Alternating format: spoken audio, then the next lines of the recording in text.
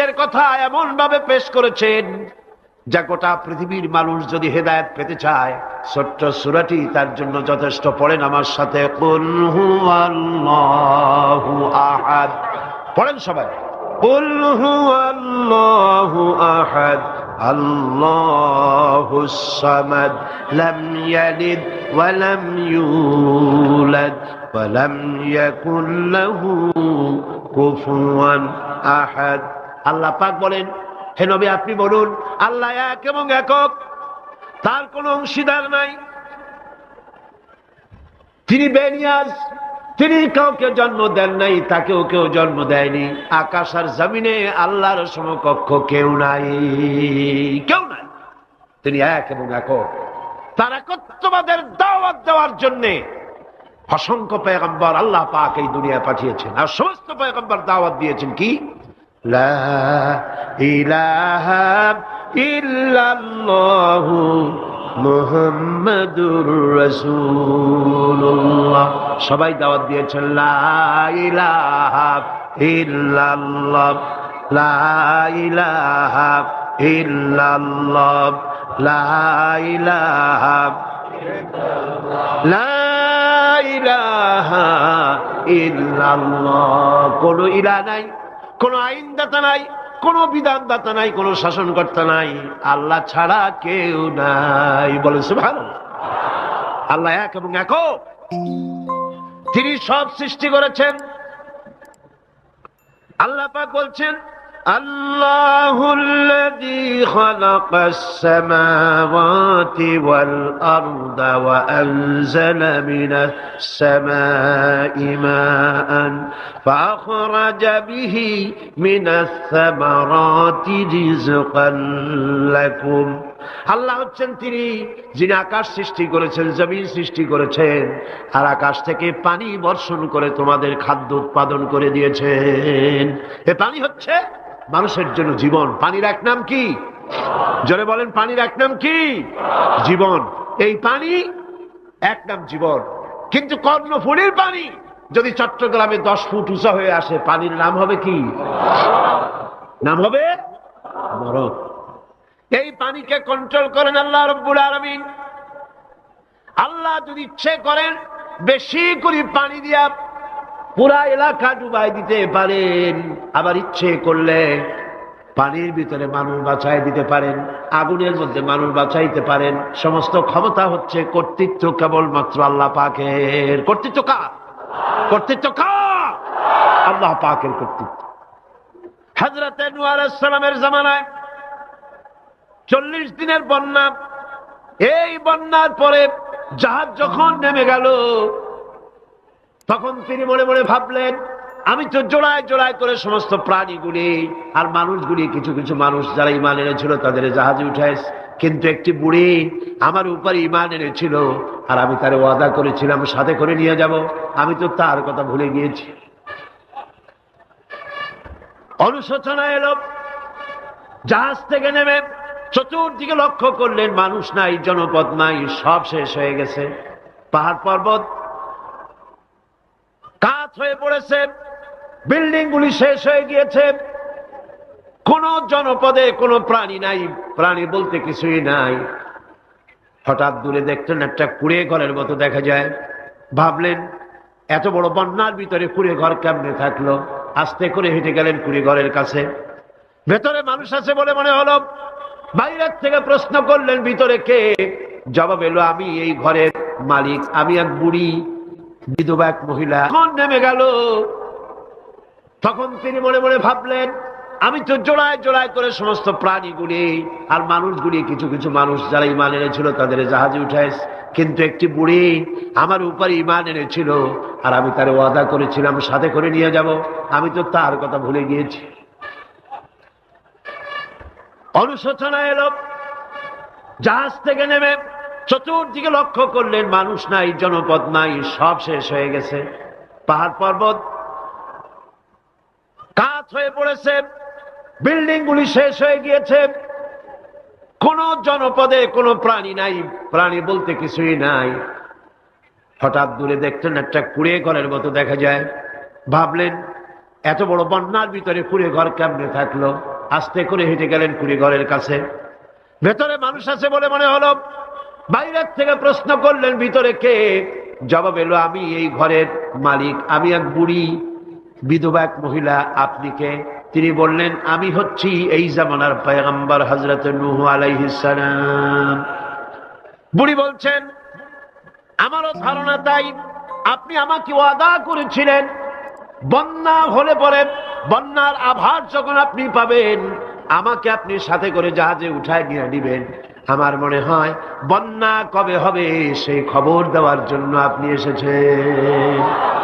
হযরত নূহ আলাইহিস সালাম সিজদায় পড়ে কাঁদতে লাগলেন, বললেন, রব্বুল আলামিন, তোমার কুদরত বোঝার ক্ষমতা আমার নাই। 40 দিন পর্যন্ত পানির ভিতরে মানুষ কেমনে জীবিত রইল?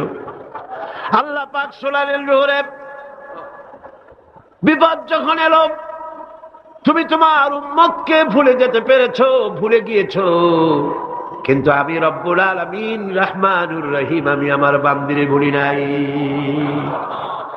পানির স্রষ্টা আল্লাহ, পানির ভিতরে তিনি বাঁচাতে পারেন, আবার তিনি আগুনের ভিতরে বাঁচাতে পারেন, সব কিছু করতে পারেন। সমস্ত ক্ষমতা আল্লাহ পাকের।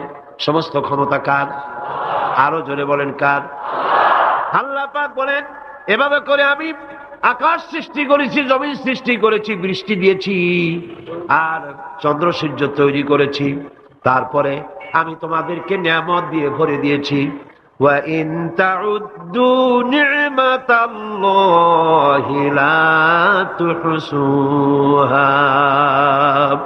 আমার নিয়ামত যদি গণনা করো, গুনে গুনে আমার নিয়ামত শেষ করতে পারবে না। সুবহানাল্লাহ। هذا خلق الله فأروني ماذا خلق الذين من دونه। এ হচ্ছে আল্লাহর সৃষ্টি, আর আল্লাহ বাদে অন্যরা কি সৃষ্টি করেছে দেখাও। যদি ক্ষমতা থাকে দেখাও কি সৃষ্টি করেছে অন্যরা। আছে কিছু? আছে কিছু? সমস্ত সৃষ্টির মালিক কে? আরো জোরে বলেন, কে? সব কিছুর স্রষ্টা হচ্ছেন আল্লাহ পাক। ওই আকাশের মালিক কে? চিল্লায় বলেন জোরে সোরে, আকাশের মালিক কে? বাতাসের মালিক কে? চন্দ্র সূর্যের মালিক কে? পৃথিবীর মালিক কে? গোটা সৃষ্টি জগতের মালিক কে?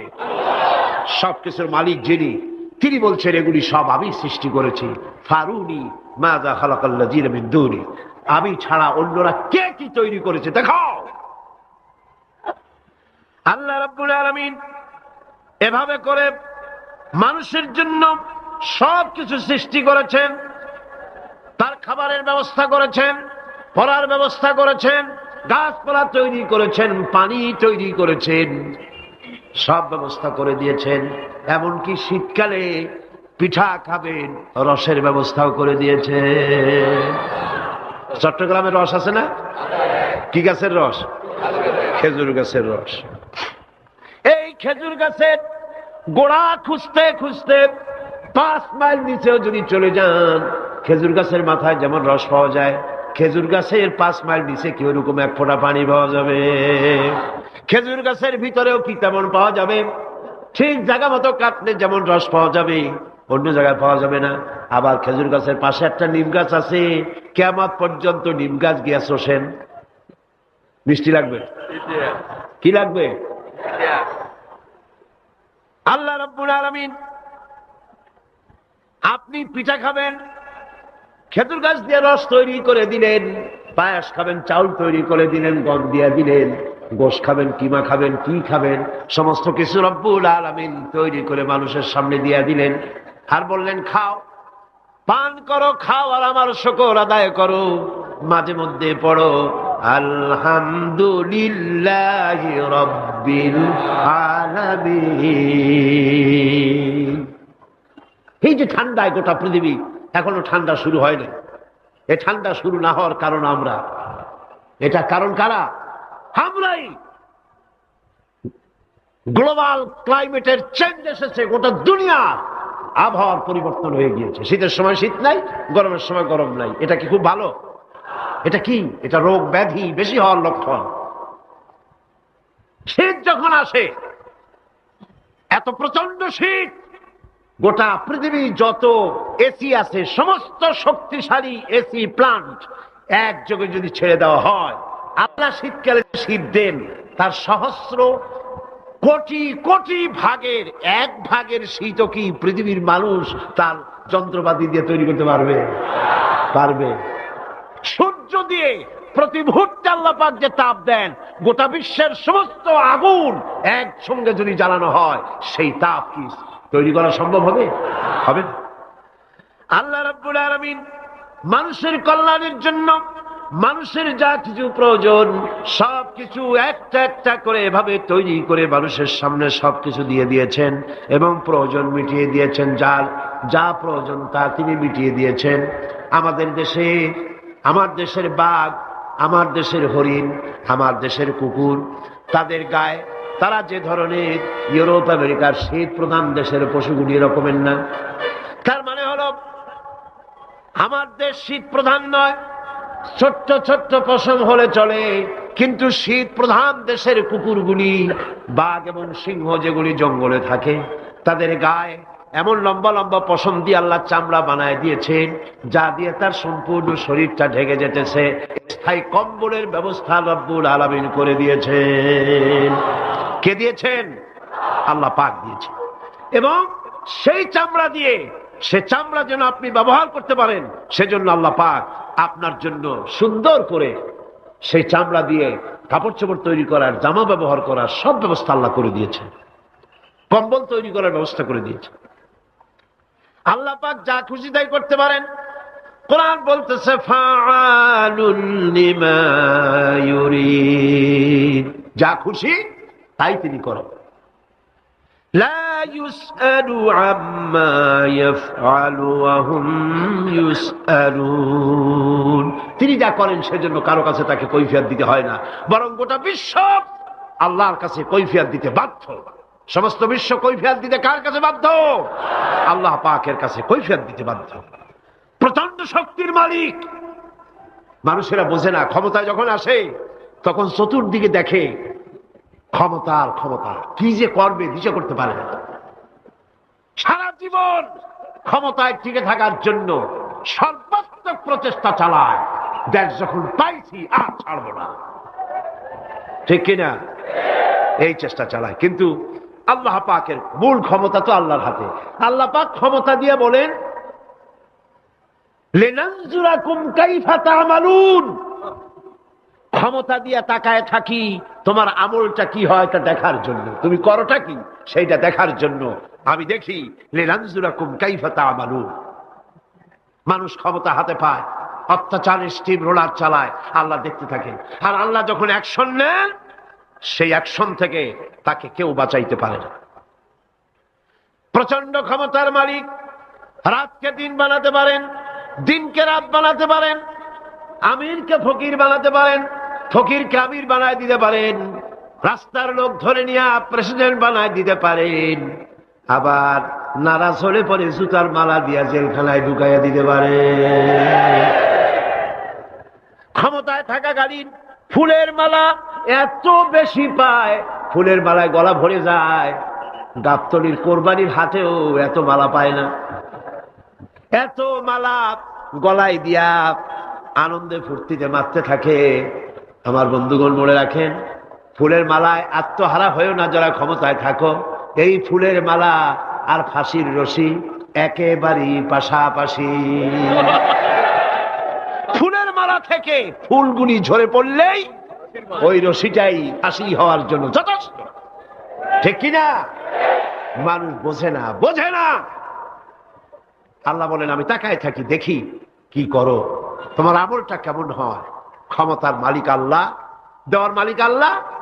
আর যখন নারাজ হয়ে যান, এক থাপ্পড় মেরে ক্ষমতা ছিনায় নিয়ে যান। পারেন কিনা? পারেন কিনা? ইতিহাস সাক্ষী। কিন্তু ইতিহাসের সবচেয়ে বড় শিক্ষা যে মানুষেরা ইতিহাস থেকে শিক্ষা গ্রহণ করে না। जगत जी लगाने के लिए ये दुनिया नहीं है, जगह जी लगाने के लिए ये दुनिया नहीं है, ये इबरत की जा है तमाशा नहीं है। পৃথিবী খেল তামাশা করার জায়গা না। ইতিহাস থেকে শিক্ষা নাও, পূর্বপুরুষদের দিকে তাকাও। আল্লাহর দ্বীনের কর্মীদের উপরে আঘাত লাগাবার কারণে বংশ শুদ্ধ আল্লাহ সাফ করে দিয়েছেন। দেন নাই? সে আল্লাহ আছে না নাই? চিল্লায় কোন আছে না নাই? সে আল্লাহ পাক আছেন। সে আল্লাহকে ভয় করে। ইত্তাকিল্লাহ, সে আল্লাহকে ভয় করে। আল্লাহ পাক ইচ্ছে করলে ক্ষমতা দিতে পারেন, ইচ্ছে করলে ক্ষমতা ছিনায়ও নিতে। সে আল্লাহ রাব্বুল আলামিন ক্ষমতা দেওয়ার মালিক, ক্ষমতা ছিনায় নেওয়ার মালিক, হায়াতের মালিক, মওতের মালিক। সবাই বলুন, হায়াতের মালিক কে? মওতের মালিক কে? খাবারের মালিক কে? হাসাবার মালিক কে? কাঁদাবার মালিক কে? সব কিছুর মালিক কে? আল্লাহ রাব্বুল আলামিন। ইন্নাল্লাহা আলা কুল্লি শাইইন কাদির। সব কিছুই উপরে তিনি ক্ষমতাবান, যা খুশি তাই তিনি করেন। এ হচ্ছে আল্লাহর সৃষ্টি। সবকিছু আল্লাহ সৃষ্টি করেছেন। বরং কাফের বেঈমান যারা অস্বীকার করে আল্লাহ রাব্বুল আলামিন, সেই মানুষেরাই বুঝতে পারে না। বরং মানুষ যা কিছু তৈরি করেছে তা সবই আল্লাহর বানানো জিনিস, তার থেকেই করেছে। কথাটা বুঝে আসে না? মানুষ না বুঝেই বিজ্ঞানকে সবকিছুর প্রশংসা বিজ্ঞানের জন্য করে, বিজ্ঞানের জন্যই প্রশংসা অস্থির হয়ে যায়। যেমন ধরুন, রাজশাহী বিশ্ববিদ্যালয়ে আপনার ছেলে পড়ে, 6 মাস টাকা পয়সা পায় না, ধার খরচ করিয়া তার 6টা মাস চালায়। হঠাৎ করে পিয়ন মানি অর্ডার ফর্ম নিয়ে হাজির, 6,000 টাকা পাঠাইছে বাপে। টাকাগুলি নিয়ে সই করে পিয়নের কদমবুসি করে যে, বাবাজি এতদিন পরে টাকা নিয়ে আসছেন, আপনার প্রতি আল্লাহ রহম করুন। এটা বুদ্ধিমান না বেকুব? বুদ্ধিমান না বেকুব? আরে বেটা, পিয়ন কি তোর বাজান? টাকাকে পাঠিয়েছে, বাবা পাঠিয়েছে, প্রশংসা তার কর। বিজ্ঞানীরা প্লেন বানিয়েছে, বিজ্ঞানীরা গাড়ি বানিয়েছে, বিজ্ঞানীরা কম্পিউটার তৈরি করেছে, প্রশংসা করো সেই আল্লাহ যে আল্লাহ রাব্বুল আলামিন বিজ্ঞানীর মাথায় বুদ্ধি দিয়েছে।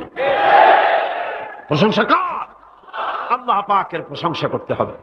হায়াতে খালকুল্লাহ, যা কিছু আল্লাহ বলছেন এ সব কিছু আল্লাহর সৃষ্টি। মানুষ কিছুই সৃষ্টি করেনি, শুধু আল্লাহর সৃষ্টি দিয়ে জোড়াতালি দিয়ে বানিয়েছে, ঠিক না? আল্লাহর বানানো জিনিস দিয়ে জোড়াতালি দেওয়া হয়েছে। আল্লাহ পাকের সৃষ্টি তো দূরের কথা, আল্লাহকেই মানতে চায় না। কি বলে? বলে আনসিন ইজ নাথিং। শুনছেন কথা? Unseen is nothing. যা দেখা যায় না তা কিছুই না, মানি না। যার রং নাই, রূপ নাই, ধরা যায় না, ছোঁয়া যায় না, অনুভব করা যায় না, তা মানি না। নাউযুবিল্লাহ। এই কথা দিয়ে তারা আল্লাহরে অস্বীকার করতে চায়। অথচ এই ভদ্রলোকেরা মাধ্যাকর্ষণ না দেখেই বিশ্বাস করে মাধ্যাকর্ষণ আছে, ঠিক কিনা? এই ভদ্রলোকেরা বিদ্যুতের শক্তি দেখেই, বিদ্যুৎ কেউ দেখে? আপনারা দেখতেছেন বিদ্যুৎ? বিদ্যুতের শক্তি দেখে বিদ্যুৎকে বিশ্বাস করে। বাতাসের প্রচন্ডতা দেখে বাতাসকে অনুভব করে, বিশ্বাস করে। অক্সিজেন চোখে দেখে না, ইথারকে চোখে দেখে না, বিশ্বাস করে। কিন্তু এমনই নাস্তিক, এমনই কপাল পোড়া যে আল্লাহরে দেখা যায় না তাই বিশ্বাস করা যাবে না। এক নাস্তিকের সাথে হযরত ইমাম আবু হানিফা রাহমাতুল্লাহ আলাইহির এক বিতর্ক অনুষ্ঠান হলো। সেই বিতর্ক অনুষ্ঠানে ইমাম আবু হানিফা রাহমাতুল্লাহ আলাইহি পৌঁছতে বেশ দেরি করলেন।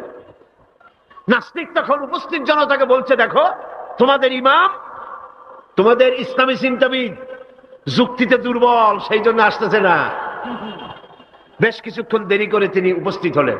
নাস্তিক বলল, আগে আপনি বলেন, আপনি ওয়াদা ভঙ্গ করলেন কেন? সময় মতো আসতে পারলেন না কেন? তিনি জবাবে বললেন, দেখো আমি অনেক দূর থেকে এসেছি, এসে দেখি সামনে নদী, এখন পার হবো কেমনে? কোন নৌকার ব্যবস্থা নাই। হঠাৎ দেখলাম কি এক আশ্চর্য কথা, একটা চারা গজায় উঠলো, ফট করে বিরাট গাছ হয়ে গেল। কই থেকে একটা কুড়াল আসলো, গাছটারে কাজে ভাড়ায় গেল।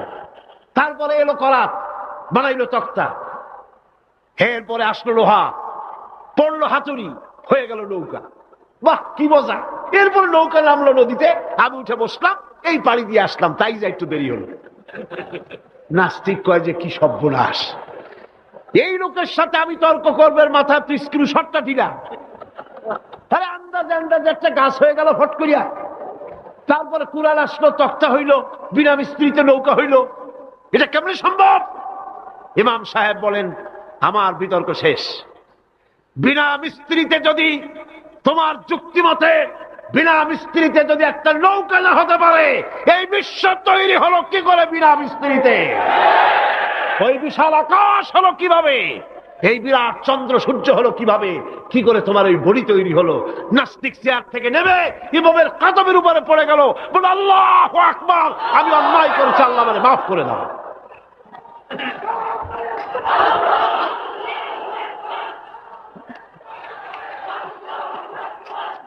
নাস্তিক ঘোষণা করে দিল, লা ইলাহা ইল্লাল্লাহু মুহাম্মাদুর রাসূলুল্লাহ। জোরে সরে বলেন, লা ইলাহা ইল্লাল্লাহু মুহাম্মাদুর রাসূলুল্লাহ। লা ইলাহা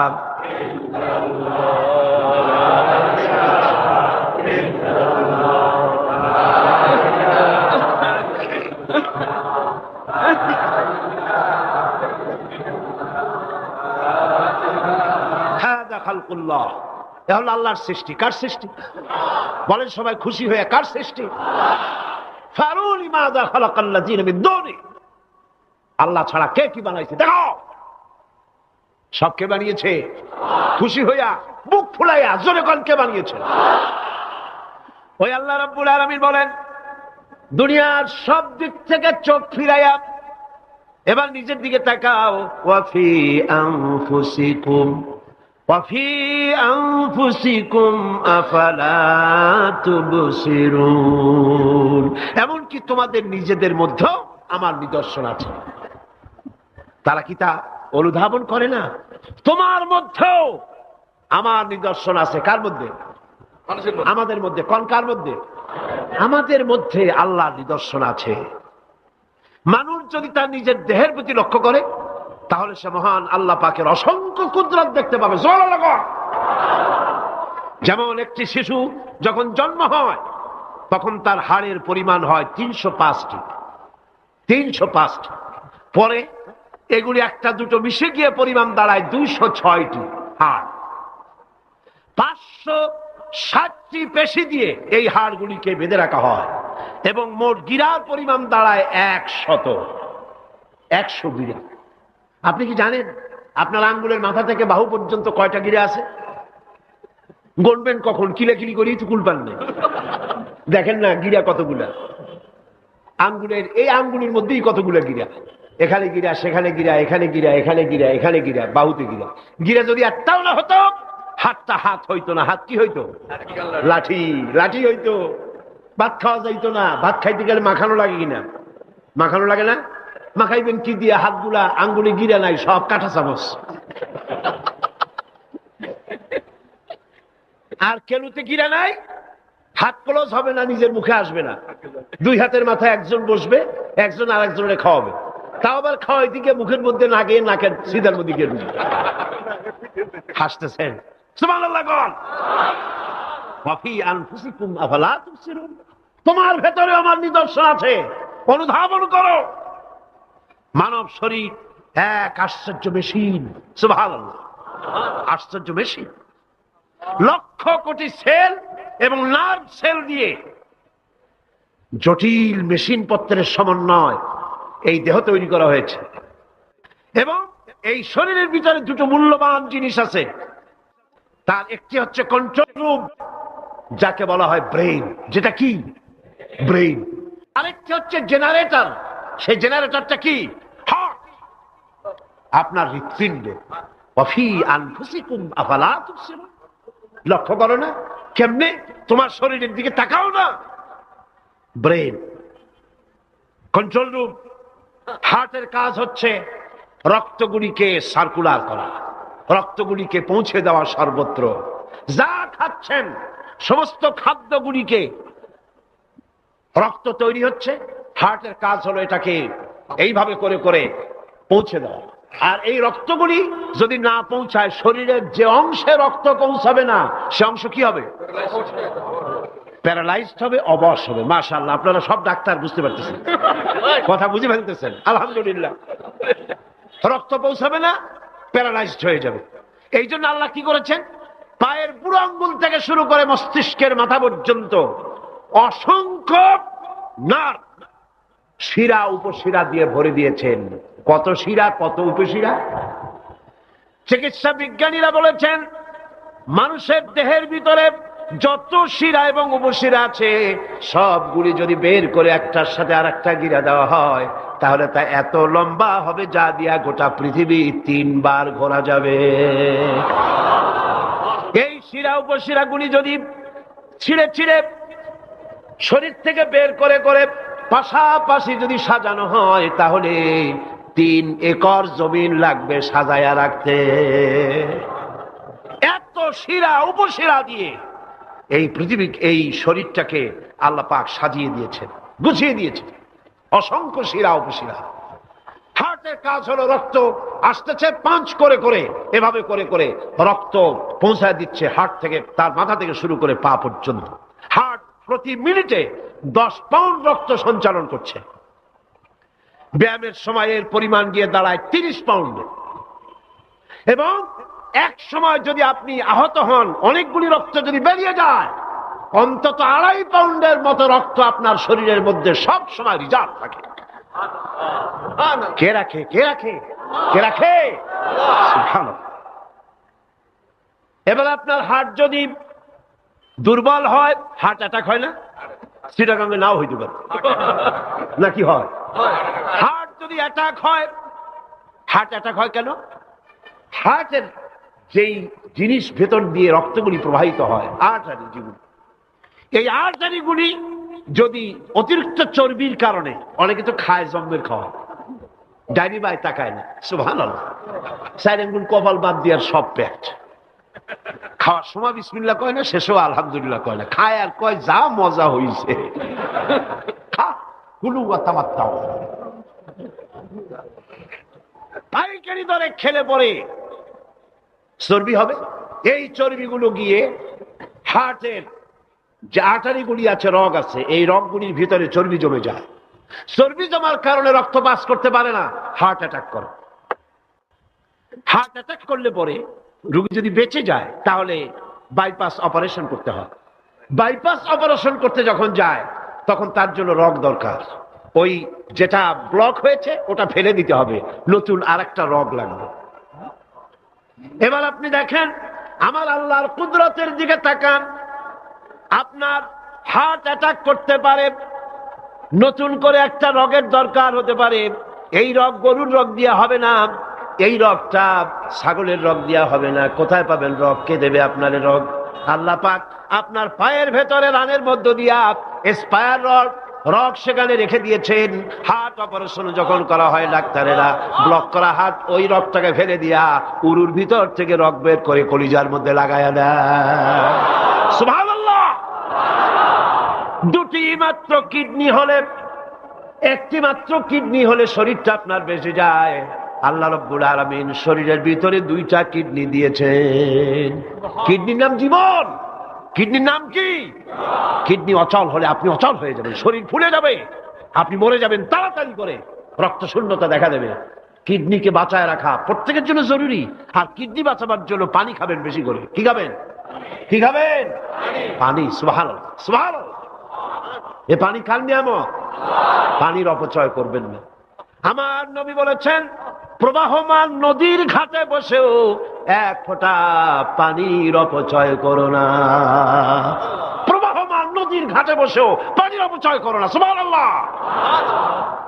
পানি নিয়ামত, পানি খান বেশি করে, কিডনি সচল থাকবে। আলহামদুলিল্লাহ।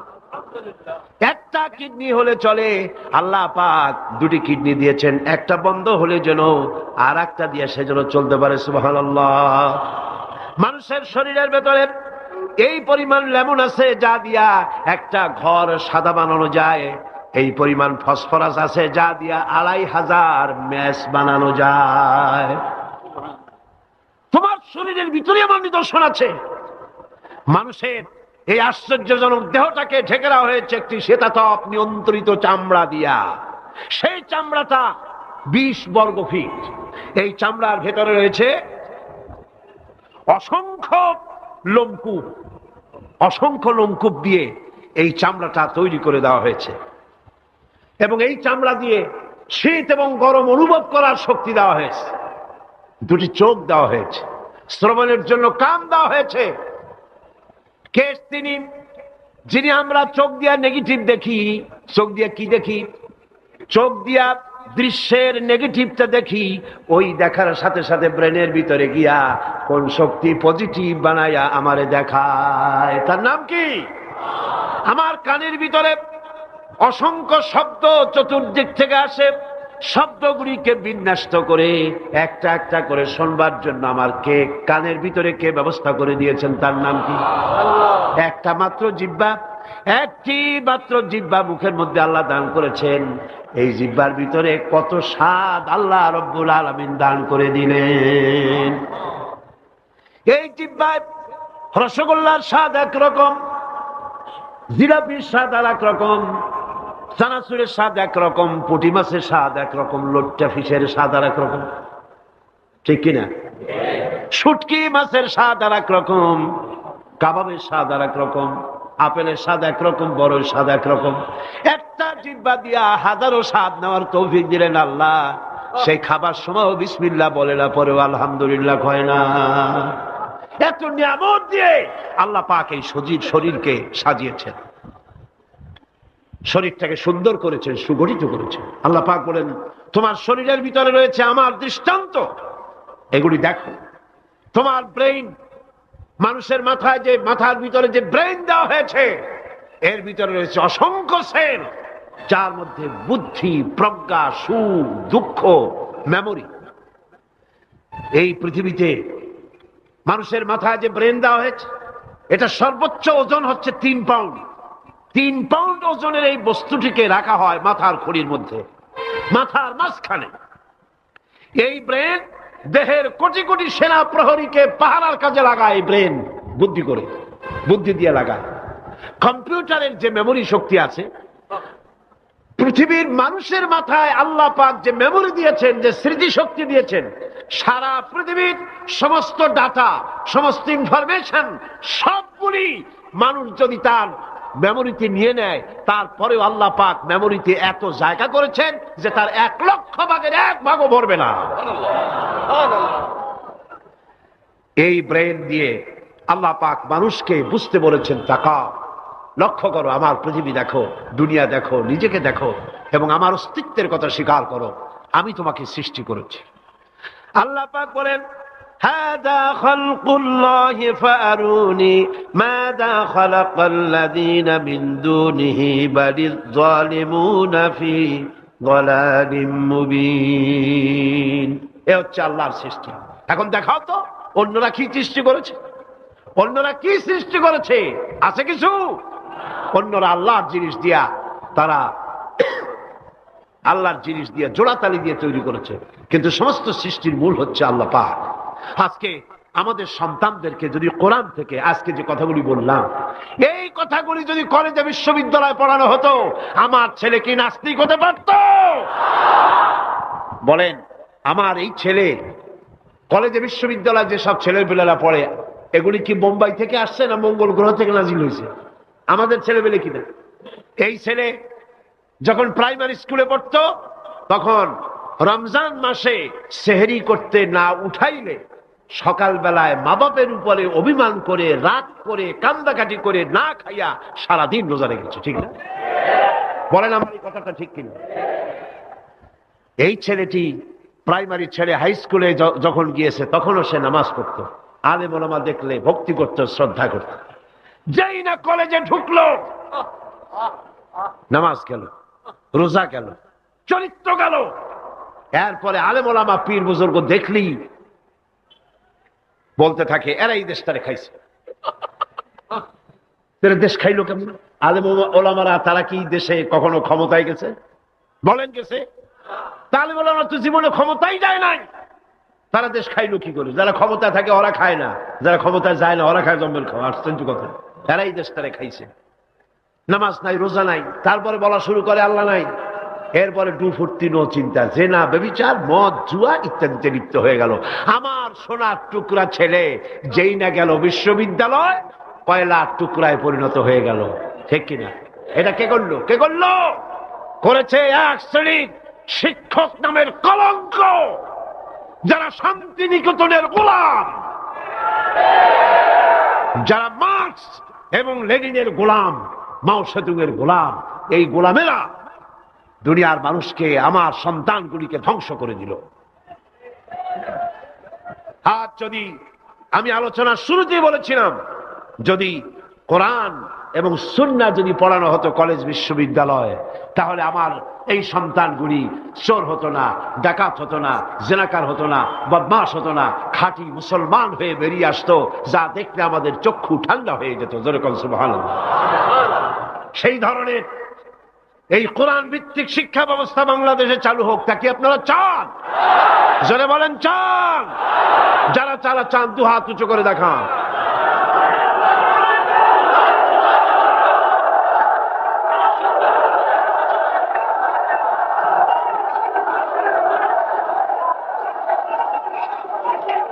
বসুন, বসুন। হাত তুলতে বলেছি, মাথা তো তুলতে বলিনি। আল্লাহ রাব্বুল আলামিন তিনি কোরআন দিয়েছেন মানুষকে শিখবার জন্য, চরিত্র বানাবার জন্য, দিনদার হওয়ার জন্য। এই কোরআন এবং সুন্নাহর বদৌলতেই পৃথিবীতে শান্তি এসেছিল, পৃথিবীতে অর্থনৈতিক মুক্তি এসেছিল, মানুষ সুখ পেয়েছিল, মানুষ সৌন্দর্য পেয়েছিল। আমরা যদি আবার সুখ শান্তি ফিরে পেতে চাই, আবার আমাদেরকে কোরআন এবং সুন্নাহর শিক্ষার দিকে ফিরে যেতে হবে। এর কোনো বিকল্প আছে? কোনো বিকল্প নাই। সেই কোরআন সুন্নাহর দিকে আমরা কিভাবে যাব, সেই বর্ণনা হবে আগামীকাল ইনশাআল্লাহ। তাওহীদের পথে, শিরক থেকে বেঁচে আল্লাহর পথে আগাবার জন্যে আমরা তৈরি হয়ে যাই। মুনাজাতের জন্য দাঁড়ানো ভাইয়েরা সবাই বসুন। যত ভাই দাঁড়ানো, সমস্ত ভাইয়েরা যার যার জায়গায় বসে পড়ুন, মুনাজাতে শরীক হন। দুই ভাই, দুই অমুসলিম ভাই ইসলাম কবুল করার জন্য এখানে এসেছে। এর একজনের নাম হলো তপন রক্ষিত, হিন্দু ধর্মাবলম্বী। আর বর্তমান নাম পছন্দ করেছে মোহাম্মদ হোসাইন। আর একজনের নাম শ্রী দীপক চন্দ্র হাওলাদার, এবং হিন্দু ধর্মের অনুসারী। বর্তমান নাম পছন্দ করেছে মোহাম্মদ ওমর ফারুক। মাশাআল্লাহ। লা ইলাহা ইল্লাল্লাহু মুহাম্মাদুর রাসূলুল্লাহ। আল্লাহ ছাড়া কোনো ইলাহ নাই, মাবুদ নাই, উপাস্য নাই। তিনি এক, যিনি একক। মুহাম্মদ সাল্লাল্লাহু আলাইহি ওয়াসাল্লাম আল্লাহর প্রেরিত রাসূল। জোরে বলো, আশহাদু আল্লা ইলাহা ইল্লাল্লাহু ওয়াহদাহু লা শারীকা লাহু ওয়া আশহাদু আন্না মুহাম্মাদান আবদুহু ওয়া রাসূলুহু। আমি সাক্ষ্য দিচ্ছি আল্লাহ ছাড়া কোনো ইলাহ নাই, মাবুদ নাই, উপাস্য নাই। তিনি এক, তিনি একক, তার কোনো অংশীদার নাই। আমি আরো সাক্ষ্য দিচ্ছি মুহাম্মদ সাল্লাল্লাহু আলাইহি ওয়াসাল্লাম আল্লাহর প্রেরিত রাসূল এবং তার বান্দা। সকলকে বলো আসসালামু আলাইকুম।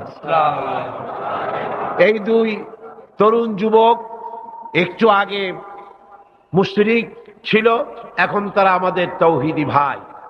এবং আজকের মাহফিলে ছোট্ট ছোট্ট বাচ্চারা যেভাবে মাসুম, এই দুজনও সেইভাবে নিষ্পাপ, বেগুনাহ, মাসুম ঘোষণা করেছেন রাসূল করিম সাল্লাল্লাহু আলাইহি ওয়াসাল্লাম। অর্থাৎ অমুসলিম যখন ইসলাম কবুল করে, মুখে উচ্চারণ করে, মনে প্রাণে বিশ্বাস করে, কালেমায়ে তাইয়্যিবা এবং কালেমায়ে শাহাদাত উচ্চারণ করে, জিন্দেগীর সমস্ত গুনাহ থেকে আল্লাহ পাক মাফ করে দেন। সুতরাং আমি তাদেরকে বুকের সাথে আলিঙ্গন করে সম্মানিত করছি।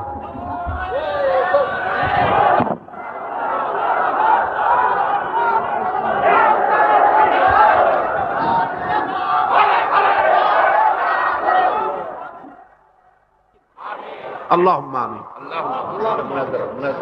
ربنا ظلمنا أنفسنا وإن لم تغفر لنا وترحمنا لنكونن من الخاسرين ربنا لا تزغ قلوبنا بعد إذ هديتنا وهب لنا من لدنك رحمة إنك أنت الوهاب. হে আল্লাহ তাআলা, বিশাল এই জনসমুদ্র নিয়ে তোমার দরবারে কোরআনে কারীমের আলোচনা করে হাত তুলেছি। মেহেরবানি করে সওয়াবটুকু জনাবে মুহাম্মদ রাসূলুল্লাহ সাল্লাল্লাহু আলাইহি ওয়াসাল্লামের রূহ মুবারকে পৌঁছিয়ে দাও। तमाम পৃথিবীর মাটির নিচে যত মুমিন মুমিনাত শুয়ে আছেন তাদের আরওয়ার পরে সওয়াব পৌঁছায় দাও। হে আল্লাহ তাআলা, আমাদের মধ্য থেকে যাদের মা বাপ দুনিয়া থেকে জন্মের মতো বিদায় হয়ে গেছে, কবরগুলিকে জান্নাতের টুকরা বানায়া দাও। রব্বির হামহুমা কামা রব্বায়ানি সগীরা। সবাই পড়েন, রব্বির হামহুমা কামা রব্বায়ানি সগীরা। হে আল্লাহ তাআলা, বিশাল এই মাহফিলে কোরআন শোনার জন্য কোরআনের পাগল মুসলমানেরা, অমুসলিমরা দূরদরাজ থেকে, বিভিন্ন জেলা থেকে, আশেপাশের দেশ থেকে কোরআন শোনার জন্য আসে। আল্লাহ তুমি দয়া করে কোরআনের হেদায়েত আমাদের নসিব করে দাও।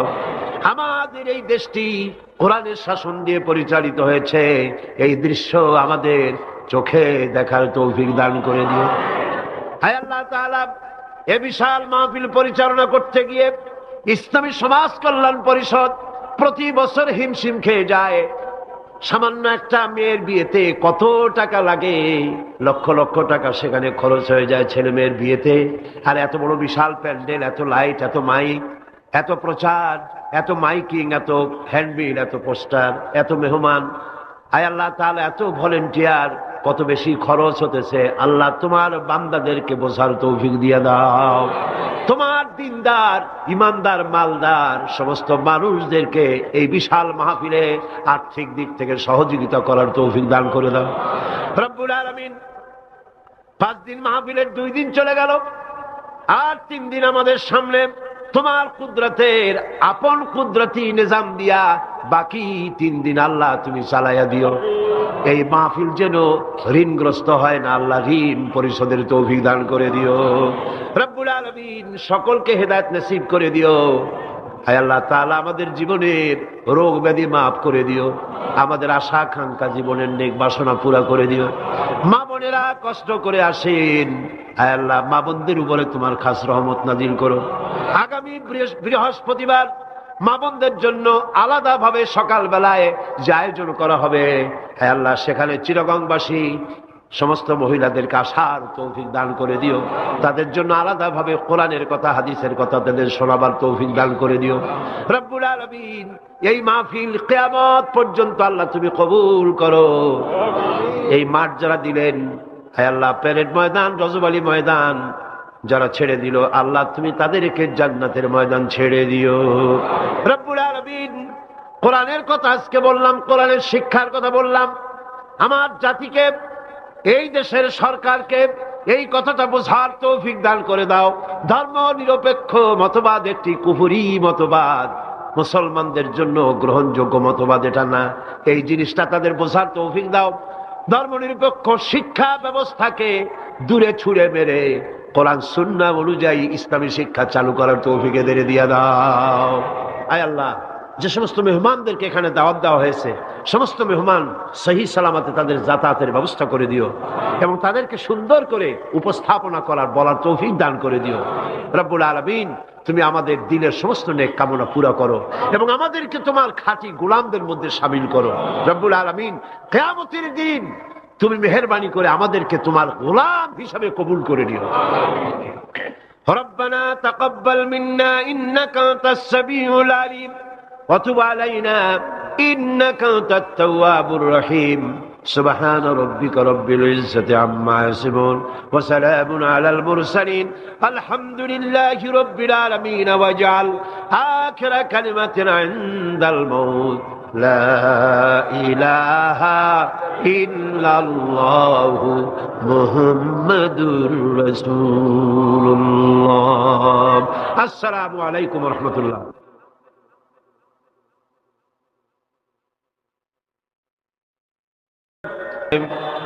اللهم آمين ربنا ظلمنا أنفسنا وإن لم تغفر لنا وترحمنا لنكونن من الخاسرين أي الله تعالى 5 দিন ব্যাপী তাফসীরুল কোরআন মাহফিল ইসলামী সমাজ কল্যাণ পরিষদ চট্টগ্রাম কর্তৃক আয়োজিত এই প্যারেড ময়দানে আজকের এই দ্বিতীয় দিবসে বিশাল মাটির নিচে যত আল্লামা হযরত মাওলানা শামসুদ্দিন সাহেব মাদ্দুজুল আলী আজকের এই মঞ্চের রৌনক বখশ মেহমান আন্তর্জাতিক খ্যাতি সম্পন্ন মুফাসসির কোরআন শাইখুল হাদিস আল্লামা হযরত মাওলানা আবুল কাসিম মুহাম্মদ সিফাতুল্লাহ দামাত বারকাতুহুল আলিয়া হাজারাত উলামায়ে কেরাম সম্মানিত সুধীমণ্ডলী সুপ্রিয় সাংবাদিক বৃন্দ সম্মানিত উপস্থিতি পর্দার আড়ালের মা এবং বোনেরা আসসালামু আলাইকুম ওয়া রাহমাতুল্লাহি ওয়া বারাকাতুহু মহান আল্লাহ রব্বুল ইজ্জত ওয়াল জালাল তার দরবারে লাখো কোটি শুকরিয়া আদায় করি যে মহান আল্লাহ পাক একটানা 20 বছর পর্যন্ত ইসলামী সমাজ কল্যাণ পরিষদ কর্তৃক আয়োজিত তাফসীরুল কোরআন মাহফিলের আজকের এই দ্বিতীয় দিবসে দয়া পরবশে মেহেরবানি করে আমাদেরকে শরীক হওয়ার তৌফিক ইনায়েত করেছেন তার দরবারে হৃদয়ের সবটুকু আবেগ উজাড় করে আমরা শুকরিয়া জ্ঞাপন করছি আমরা পড়ছি আলহামদুলিল্লাহ জোরে সোরে মোহব্বতের সাথে একযোগে সবাই পড়েন আলহামদুলিল্লাহ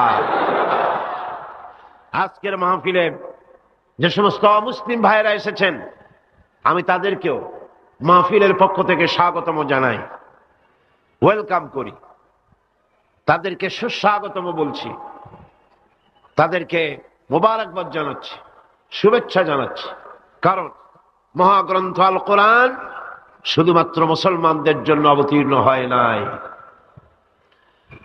সমগ্র মানব জাতির কল্যাণের জন্য দিক নির্দেশনা এবং বিশ্ব মানবতার মুক্তির জন্যই পবিত্র কোরআন আল্লাহ রাব্বুল আলামিন এই পৃথিবীর বুকে অবতীর্ণ করেছেন মহাগ্রন্থ আল কোরআন একমাত্র সেই বিশ্বগ্রন্থ সেই মহাপবিত্র গ্রন্থ যার মধ্যে জাতি ধর্ম বর্ণ দল মত নারী পুরুষ নির্বিশেষে গোটা বিশ্বের মানুষের জন্য যা কিছু সুন্দর যা কিছু সত্য যা কিছু নান্দনিক যা কিছু কল্যাণ সবকিছু খুলে খুলে বলা হয়েছে কোরআন গতকাল আমি বলেছি মহাবিশ্বের মহাবিস্ময় এমন এক কিতাব গোটা পৃথিবীর কারো কাছে নাই এমন একখানা মহাবিস্ময় বিশ্বের জন্য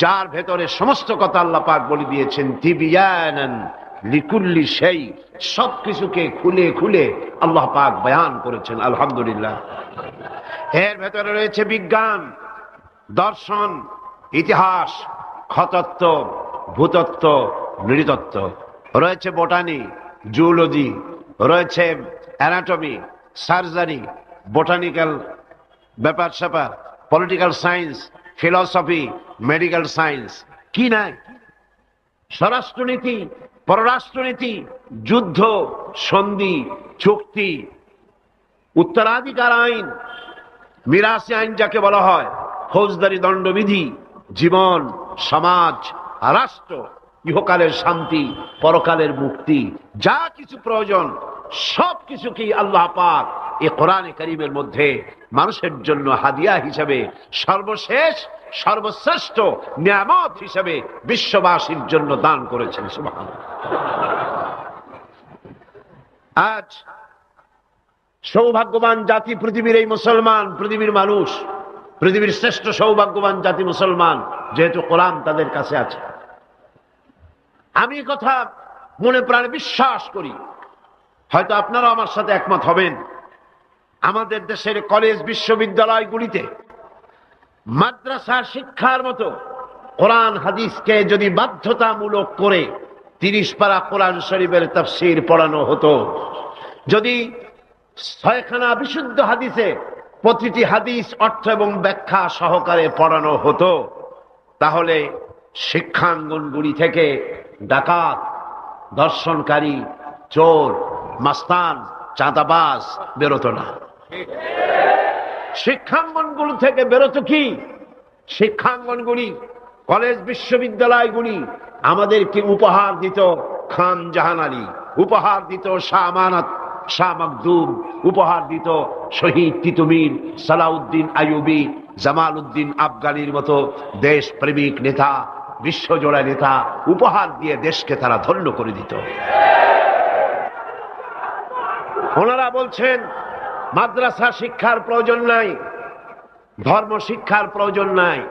এ ব্যাপারে কিছু সংখ্যক শিক্ষক নামের কুলাঙ্গার তারা রিপোর্ট, চিঠিপত্র, সেমিনার করে করে শিক্ষা মন্ত্রণালয় এবং প্রধানমন্ত্রীর কাছে রিপোর্ট পাঠাচ্ছেন। মুসলমান নামের কলঙ্ক, শিক্ষক নামের কুলাঙ্গার, ঠিক কিনা কন?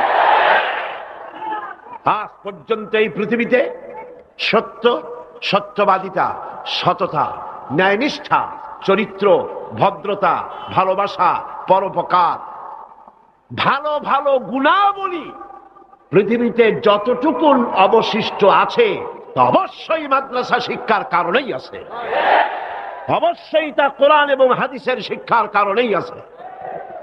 সুতরাং আজ দেশ থেকে অন্যায়, অসত্য এবং সন্ত্রাস, ধর্ষণ, চাঁদাবাজি, মাস্তানি, সুদ, ঘুষ যদি বন্ধ করতে হয়, ইসলামী শিক্ষা বাধ্যতামূলক করতে হবে, এর কোনো বিকল্প নাই।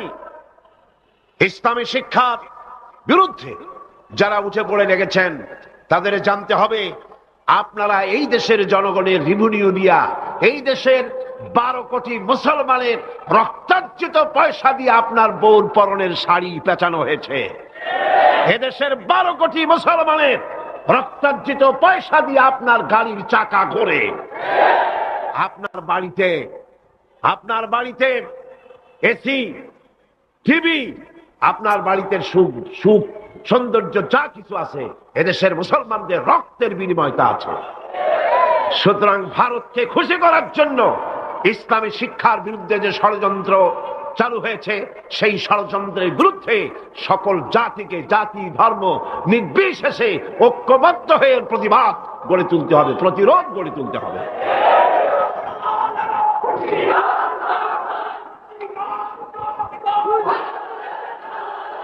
আমি বলতে চাই, ধর্মীয় শিক্ষা বাধ্যতামূলক করার অর্থ এটা নয় যে হিন্দুদেরকে ধরে ধরে ইসলাম শেখানো হবে, এর অর্থ কি তাই? খ্রিস্টানদেরকে ইসলাম শেখানো হবে, অর্থ কি তাই? না। ধর্মীয় শিক্ষা বাধ্যতামূলক করার অর্থ হলো হিন্দু তার হিন্দু ধর্ম শিখতে বাধ্য, কম্পালসারি। খ্রিস্টান তার ধর্ম শিখবে, বৌদ্ধরা তার ধর্ম শিখবে, আর মুসলমানেরা ইসলাম শিখবে। কলেজ, বিশ্ববিদ্যালয়, প্রাইমারি থেকে শুরু করে মাস্টার ডিগ্রি পর্যন্ত কোরআন এবং হাদিস শিখবে সেইভাবে যেভাবে মাদ্রাসায় শেখানো হয়। তাহলেই চুরি কমবে, ডাকাতি কমবে, জিনা কমবে, বদমাশি কমবে। কথা ঠিক কিনা কর? একটি প্রমাণ দিয়ে মূল আলোচনায় ফিরে যাব। বাংলাদেশে 460টি থানা আছে, এখন থানা আরো কিছু বেড়েছে। এই থানাগুলিতে ব্ল্যাক লিস্ট আছে, যেখানে ওই থানার অধীনে যত চোর আছে, ডাকাত আছে, হাইজাকার আছে, সকলের নাম তালিকাভুক্ত আছে থানায়, আছে না? আছে কিনা? আপনার এই চট্টগ্রাম পাহাড়তলী থানা, কোতোয়ালি থানা, চন্দনাইশ থানা, আরো কি কি থানা আছে না?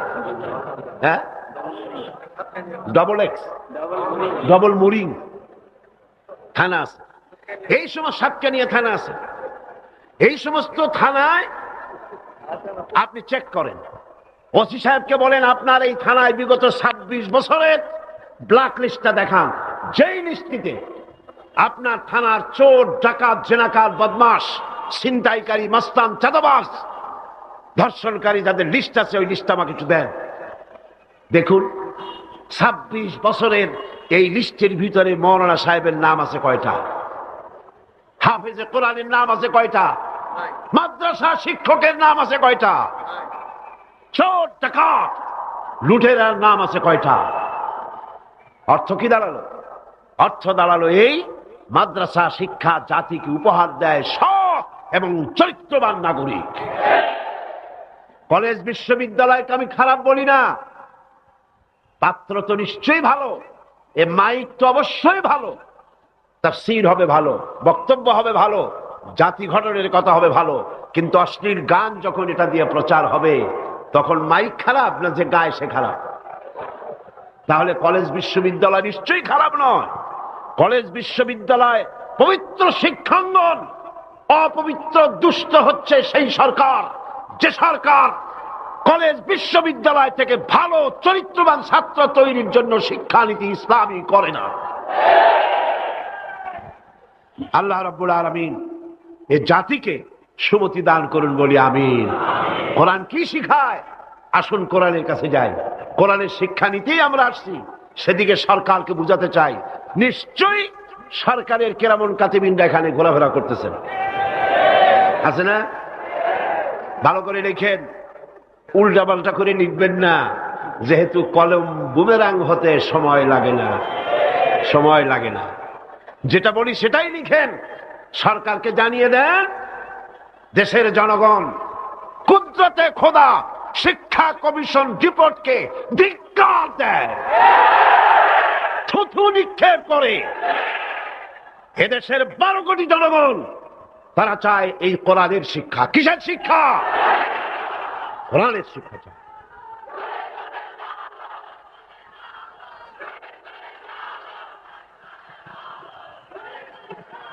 এই কোরআন দিয়েই তো রাসূল করিম সাল্লাল্লাহু আলাইহি সাল্লাম আরবের সেই অভদ্র, অসভ্য, বর্বর কুসংস্কারাচ্ছন্ন একটি সমাজের আমূল পরিবর্তন এনে দিয়েছিলেন, ঠিক না? এটা সেই কোরআন। গত 20 বছর ধরে এই মঞ্চে যত কথা আল্লাহ বলেছেন সাক্ষী দেন, আমি কোনদিন বলেছি এটা আমার বাবার কথা বলেছি? আমরা বাবার কথা বলতে আসি না, বাবার দালালি করতে আসি না। আমরা দালালি করি ঠিকই, আমরা অবশ্যই দালালি করি। সে দালালি পৃথিবীর কোন রাষ্ট্রের নয়, কোন ব্যক্তির নয়। দালালি করি আল্লাহ রাব্বুল আলামিনের, আর করি বিশ্ব নেতা জনাবে মুহাম্মদ রাসূলুল্লাহ সাল্লাল্লাহু আলাইহি ওয়াসাল্লামের।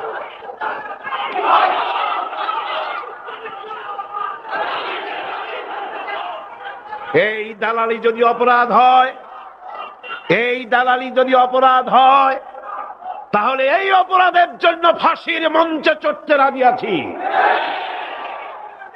আল্লাহর কথা, রসুলের কথা বলতেই থাকবো ইনশাআল্লাহ। আল্লাহ যেন সে তৌফিক আমাদের দেন। কোরআন আজিম কিতাব, বঞ্চিত হতভাগ্যরা কোরআনের মাহফিলও আসে না, কোরআন শুনতেও আসে না, পড়েও নাই জীবনে, শুনতেও আসে না।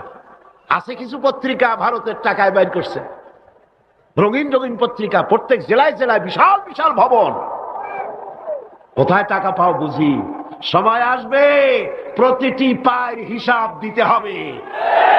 এই চট্টগ্রামে কোন নর্তকীর খেমটা নাচ তাও পত্রিকায় জায়গা পায়, এই বিশাল মাহফিল একটা কলমও জায়গা পায় না। কিয়ামতে কি জবাব দিবি? আল্লাহর কাছে কোথায় গিয়ে দাঁড়াবে?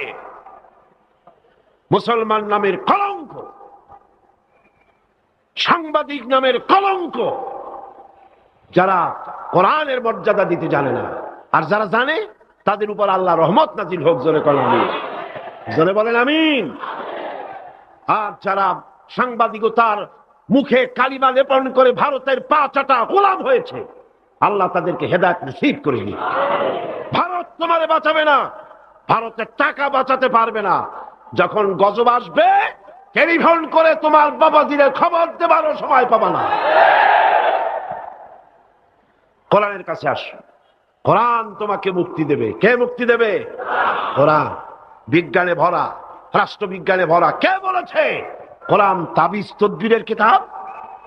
না, এটা তাবিজের কিতাব নয়, এটা তদবিরের কিতাব নয়, এটা ঝাড়ফুঁকের কিতাব নয়, এটা সংবিধান। এটা কি? এটা কনস্টিটিউশন। এটি গোটা বিশ্বের সমস্ত মানব মণ্ডলীর চালিকা শক্তি, গোটা রাষ্ট্র পরিচালনার, গোটা দুনিয়া চালাবার শক্তি প্রদান করে, মানুষকে জীবনী শক্তি দান করে যে জিনিস, তার নাম কোরআন। তার নাম কি? আসেন সেই কোরআন থেকেই আলোচনা করি। পড়েন আমার সাথে, শয়তান দূর করে দেওয়া হোক, শয়তানে যাতে ওয়াসওয়াসা দিতে না পারে। কে শিখাই দিচ্ছেন আমাদের?